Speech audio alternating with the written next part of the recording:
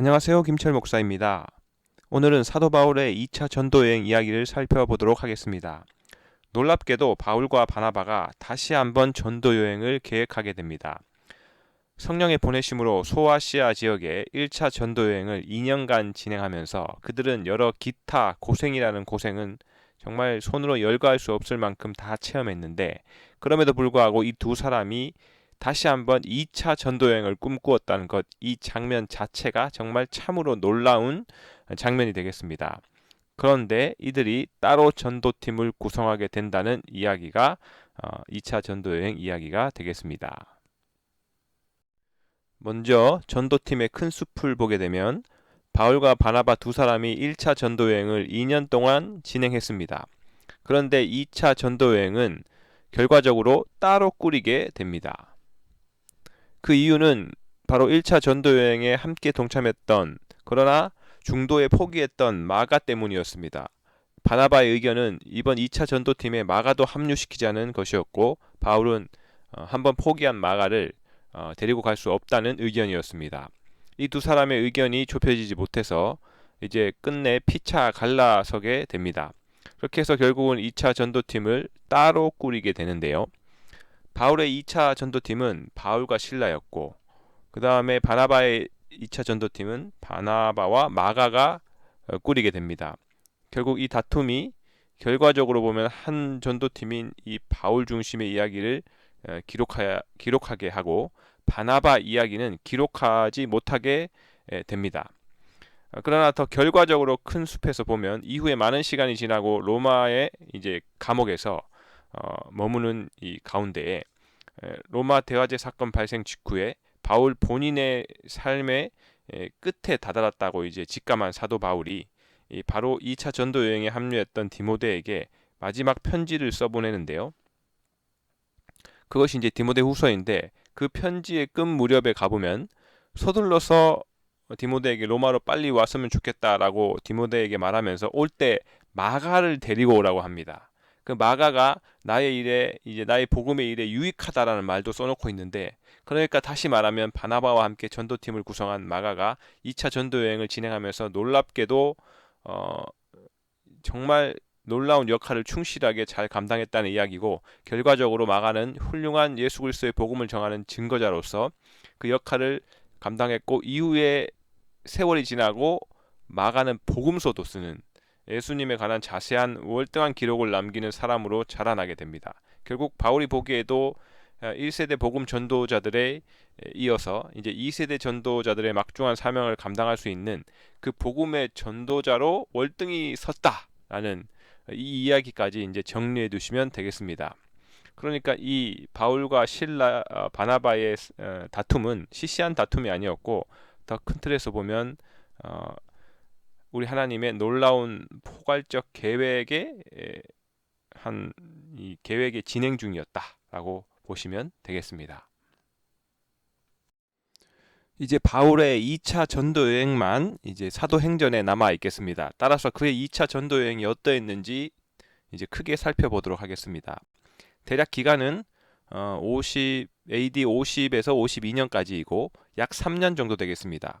그중 고린도에서 1년 6개월을 머물렀는데, 공간은 이제 소아시아로 출발했지만 이 결국은 유럽의 마게도니아 지역에 복음을 전하는 것으로 진행되었고, 참여한 부분은 바울과 실라가 함께했으나 디모데와 누가가 이제 동행하게 된다라는 것입니다. 그러는 가운데 데살로니가 전서, 후서, 이제 갈라디아서를 저술해서 기록으로 남긴 기간이다라고 보시면 되겠습니다. 이제 바울의 2차 전도 여행의 행로가, 이제 경로가 어떠했는지 이제 간단하게 살펴보도록 하겠습니다. 이제 바나바는 말씀드렸듯이 다시 바나바의 이제 고향 구브로로 이제 복음을 전하러 출발했습니다. 바로 이때 바울은 실라와 함께 자신의 고향의 다소로 가서 이제 복음을 전하기 시작합니다. 그리고 발걸음을 이제 내딛는데요. 이제 다소에서 복음을 전한 후에 지난 1차 전도 여행 중에 거의 죽을 만큼 많이 맞았던, 그리고 내자 이제 버려짐을 당했던 이 누스드라를 이제 방문합니다. 그런데 거기서 귀한 동역자 한 사람을 얻는데 바로 디모데입니다. 이곳 루스드라와 이고니온에서 칭찬받는 사람으로서 어머니는 유대인이고 아버지는 헬라인인 사람인데 바울은 혹시 유대인들로부터 또 트집 잡히는 것을 방지하기 위해서 이곳에서 디모데에게 할례를 진행합니다.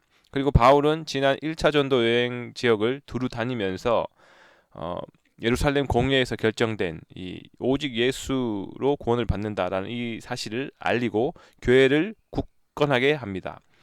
그리고 교회가 더 굳건해지고 이제 성도들의 수가 날마다 늘어나는 쾌거를 어, 맞이하게 되고 이제 바울은 소아시아의 더 많은 지역을 전도하려는 계획을 세우게 됩니다. 그러나 성령께서 이 아시아에서 말씀을 전하지 못하게 하시고 또한 하나님께서는 이제 드로아에 이제 있는 바울에게 마게도냐인의 이제 환상을 보게 하시면서 이 환상을 보고 유럽 사람에게 복음을 전하라는 뜻으로 이제 바울이 알아듣고 마게도냐 지방으로 낯선 지역으로 이제 발걸음을 옮깁니다.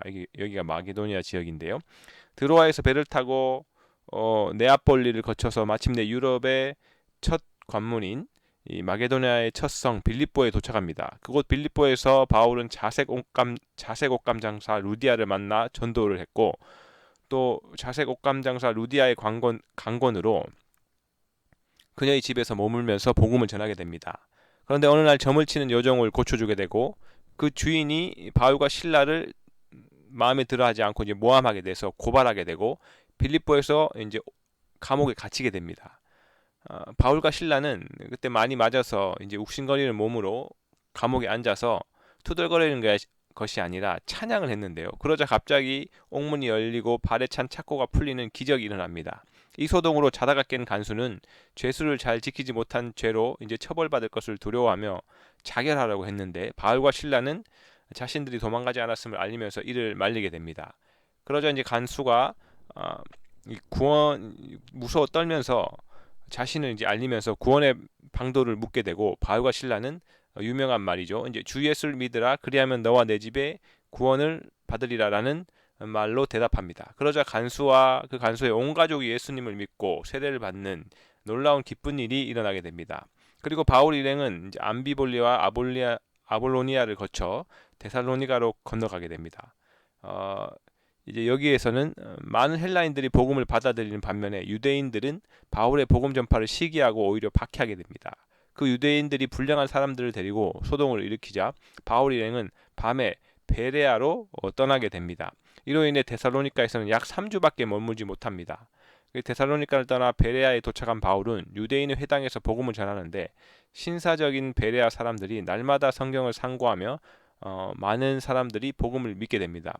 그런데 데살로니가에서 베레아까지 바울 일행을 쫓아와서 복음 전도를 방해하는 이들 때문에 바울은 실라와 디모데를 베레아에 남겨두고 자신만 먼저 그리스의 아테네로 떠나게 됩니다. 실라와 디모데를 기다리며 혼자 아덴에 있다가 아덴의 우상이 가득함을 보고 그 회당에서 장터에서 만나는 사람마다 이제 복음을 전하는데 당시 지식인들이라고 이제 자처하는 그 사람들은 바울의 이야기를 듣기는 하는데 새로운 철학의 이론 정도로만 생각하면서 더 이야기해보라는 식으로 반응했습니다. 이후 바울 일행은 아덴을 떠나서 고린도로 이제 복음을 전하기 위해 또 고린도로 향하는데 당시 이제 고린도는 로마와 이제 가까운 중요한 무역 항구였습니다. 여기서 좋은 동력자 브리스길라와 아굴라 부부를 만나게 되는데 이들은 당시 로마의 4대 왕제 클라우디우스의 추방 명령으로 잠시 로마에서 그리스의 고린도 항구로 몸을 피해 와 있었던 것입니다. 이 만남은 복음 전파에 좋은 기회가 되게 되고 이때 베레아로부터 실라와 디모데가 고린도로 합류하면서 고린도에서 복음이 널리 퍼지게 됩니다. 하지만 유대인들이 보인 이 적대감과 비방으로 바울은 이제 보다 더 이방인들에게 복음을 전해야겠다고 결심을 하게 되고 회당장 그리스보의 집에 머물면서 잠시 이제 머뭇거리고 있을 때에 하나님께서 두려워하지 말고 이제 침묵하지 말라 이 성 중에 내 백성이 많으니라는 말을 하시고 그 말을 듣고 바울은 힘을 내게 됩니다. 이후 고린도에서 1년 6개월을 거하면서 말씀을 가르치며 데살로니가 전후서를 쓰게 됩니다. 갈리오 총독이 부임하자 유대인들은 바울에 대해 거짓 고소를 하면서 법정에도 서게 하고 괴롭히지만 총독은 다행히 이제 무시하게 됩니다. 더 이상 이곳에 머물기 힘들었다고 판단한 바울은 브리스길라와 아굴라 부부를 부부와 이제 떠나는데, 한편 이 서운한 바가 있어서 갱그리아에서 이 머리를 깎는 일도 있었고, 그 다음 도착한 이 에베소에서는 유대인들과 이제 변론을 계속했는데, 이곳에 더 오래 머물기를 바라는 여러 사람들의 간청이 있었지만, 바울은 브리스길라와 아굴라 부부만 더 머물게 하고 자신은 훗날을 기약하며 이제 에베소를 떠나게 됩니다. 이제 바울은 가이사라를 거쳐서 안디옥으로 안디옥에 도착함으로 이제 2차 전도 여행을 마치게 되겠습니다. 바울은 그 2차 전도 여행 기간 동안에 만나는 수많은 미혹과 방해들을 실제로 경험했는데요. 산헤드린 공회를 기반으로 한 스데반을 죽이는 일에 주저하지 않았던 바로 그 세력들이 흩어져 있던 이제 회당을 통해서 바울의 1차에 이어서 2차 전도 사역 기간에 어떤 방해를 주저하지 않았는지 먼저 크게 살펴보도록 하겠습니다. 다메섹에서 유대인들이 사울 죽이기를 공모했다라는 기록이 있습니다. 그런데 비시디아에서 유력자들을 선동해서 바울과 바나바를 또 박해했다는 기록도 있고, 그러니까 그들은 선동할 수 있는 힘이 있었던 사람들입니다. 이고니온에서는 두 사도를 모욕하며 돌로 쳤습니다. 또 루스드라에서는 돌로 쳐서 아예 죽었구나 해서 아예 던져버렸다는 내용도 기록되어 있고, 데살로니가에서는 유대인들이 어떤 불량한 사람들을 데리고 와서 때를 지어 와서 그 상황을 흔들어 버리는 사건도 있게 됩니다. 또한 베레아에서는 바로 많은 사람들을 움직여서 소동케 해서 바울이 집중해서 하나님의 말씀을 전하지 못하게끔 흔들어 놓았고, 고린도에서는 유대인들이 일제히 일어나 바울을 대적해서 이제 법정으로까지 몰고 가게 됩니다. 마게도냐 지방에서는 유대인들이 바울을 해하려고 이제 공모를 했다. 이 공모를 해서 배편을 취소하고 이제 육지로 돌아가기도 하는 모습을 보였고, 이후에 보면 예루살렘에 왔을 때 모든 무리들을 이제 충동시킵니다.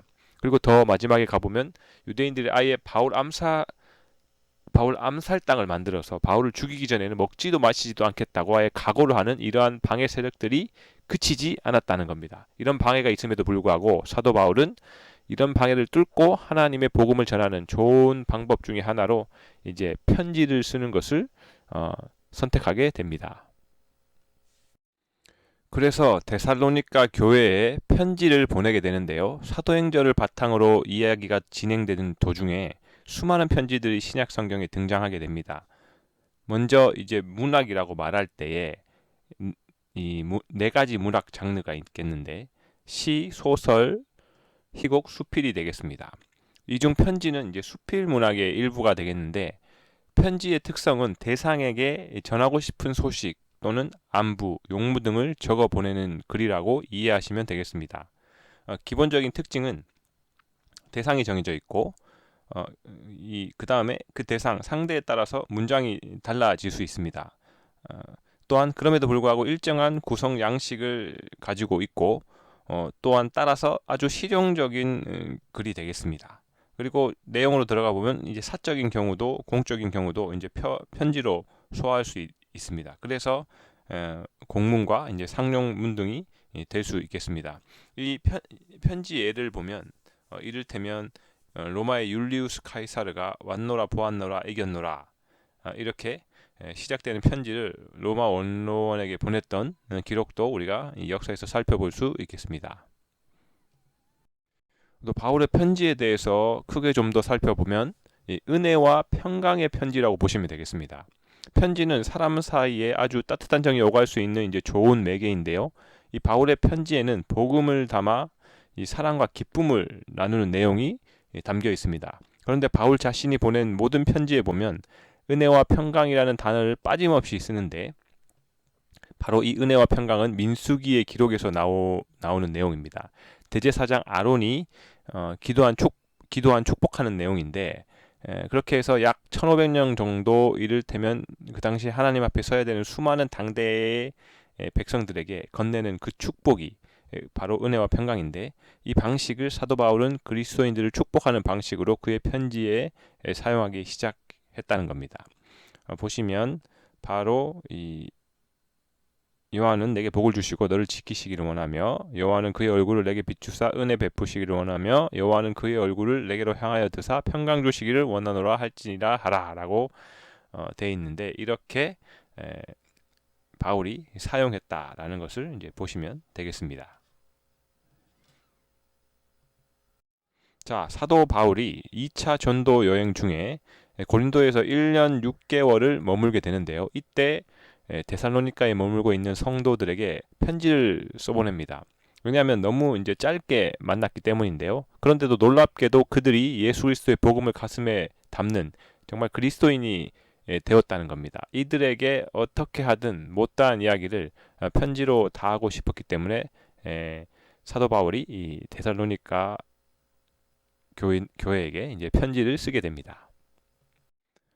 보너스로 이 데살로니가라는 곳에 대해서 살펴보면 알렉산더가 죽고 이제 알렉산더가 세운 거대한 헬라 제국을 이제 분할해서 통치하는데 바로 마게도니아 지역은 알렉산더의 부하인 카산더가 통치하게 됩니다. 그 카산더라는 친구가 이 자기 안에 데살로니가의 이름을 붙여서 만든 이 신도시였습니다. 마게도니아 지역이 아주 중요한 항구 도시였고 당시 대부분 마게도니아인과 헬라인 그리고 다수의 로마인과 유대인들이 거하는 함께하는 이 지역이었다라고 보시면 되겠습니다. 사도 바울은 고린도에서 두 번에 걸쳐서 데살로니가에 편지를 보내게 되는데요.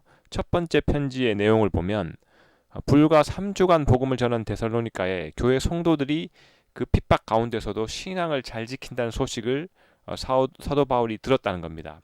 그래서 이 사실이 너무 자랑스럽다.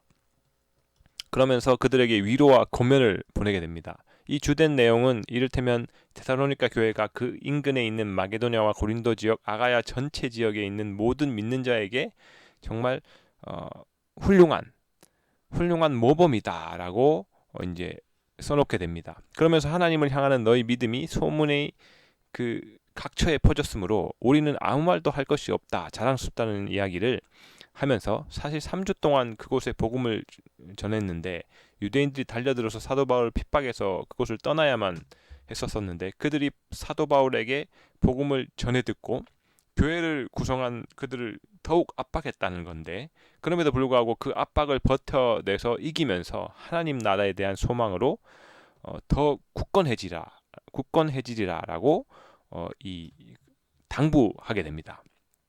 그런 내용 가운데 하나가 즉 소망을 확고히 가져야 될 근본적인 이유 중에 하나가 재림입니다. 우리가 살아남은 자들도 그들과 함께 구름 속으로 끌어올려져서 공중에서 주를 영접하게 하시리니 그래야 우리가 항상 주와 함께 있으리라.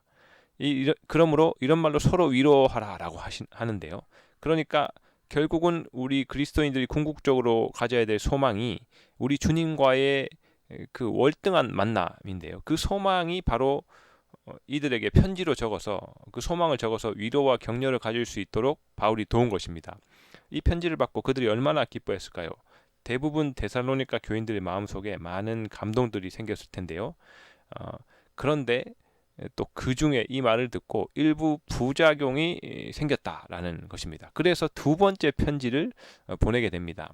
다시 말해서 예수님의 재림에 대해서 너무 지나치게 재림만 생각하고 집중해서 자의적 해석을 하는 사람이 있었습니다.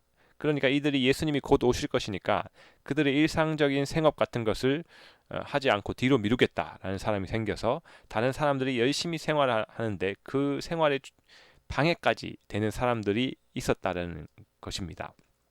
그러니까 첫 번째 편지를 지나치게 몰두해서 조급한 주님의 재림에 민감해 있었다는 것인데 바로 이런 내용을 전해드린 사도 바울이 예수님의 재림이 분명하나 오해하지 말라는 내용을 중심으로 두 번째 편지를 써내게 됩니다.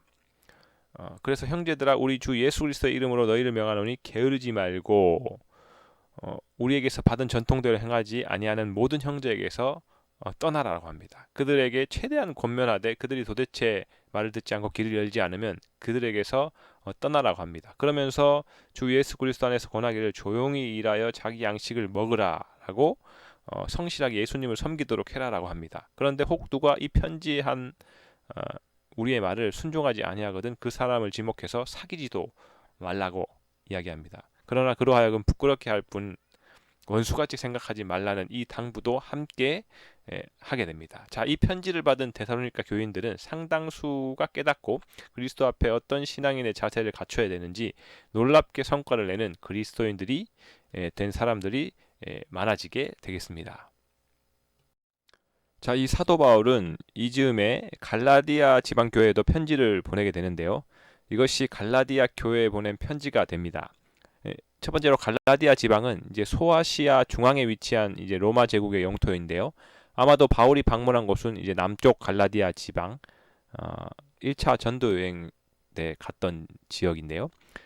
이 지역일 것입니다. 즉 루스드라, 더베, 피시디아, 안디옥, 이고니온이 있는 넓은 지역이 아니겠는가 짐작합니다. 바로 이런 갈라디아 교회에 보낸 이 따뜻한 편지들의 내용을 이제 살펴보게 되면 자유를 위한 대선언이라고 이제 볼 수 있습니다. 구체적으로 들어가 보면 할례와 율법을 통해서만 구원을 얻을 수 있다는 그 유대인들의 말에 이제 갈라디아 교인들이 이제 현혹된 사람이 있었다는 겁니다. 이미 사도 바울이 즉 예수의 십자가로 복음으로 믿음으로 의롭게 될 수 있다는 것을 이미 가르쳐 놨는데 이 갈라디아 지역의 유대인들이 뒤따라 들어가서 구원을 할례를 통해야 된다, 율법을 붙들어야 된다고 가르치자 그 부분에 대해서 흔들리는 사람들이 있었다는 겁니다. 바로 이들을 설득하기 위한 편지가 갈라디아서다라고 보시면 되겠습니다. 주 내용은 이제 다른 복음은 없다라는 것입니다. 즉 예수 그리스도의 십자가 위에는 어떤 다른 복음은 없다라고 이제 선언하게 되고, 그러면서 사도 바울이 십자가와 그리스도의 관계를 자기의 고백적 예를 통해서 명확하게 표현하게 되는데요.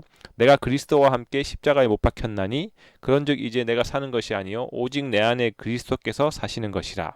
이제 내가 육체 가운데 사는 것은 나를 사랑하사 나를 위하여 자기 자신을 버리신 하나님의 아들을 믿는 믿음 안에서 사는 것이다 라고 분명하게 선언합니다. 나를 위하여 자기 자신을 버리신 하나님의 그 십자가 달리신 아들을 위해서 사는 것이다 라는 것을 선언하게 되고, 그리고 인간의 참 자유는 어디서부터라는 내용을 또 말하는데 선언하게 되는데, 너희는 유대인이나 헬라인이나 종이나 자유인이나 남자나 여자나 다 그리스도 예수 안에서 하나다라고 선언하면서, 사실 이 모든 민족으로 들어가 보면 다 구별되어 있고 자기들 나름대로 등급도 정해 놓았는데요. 그러나 진정으로 예수 그리스도 십자가 안에서 하나님의 형상을 가진 모든 자들은, 예수 그리스도의 구속의 은혜를 믿는 모든 자들, 그들은 예수 그리스도 안에서 다 하나다, 어떤 구별이 있을 수 없다라고 이제 선언하게 됩니다.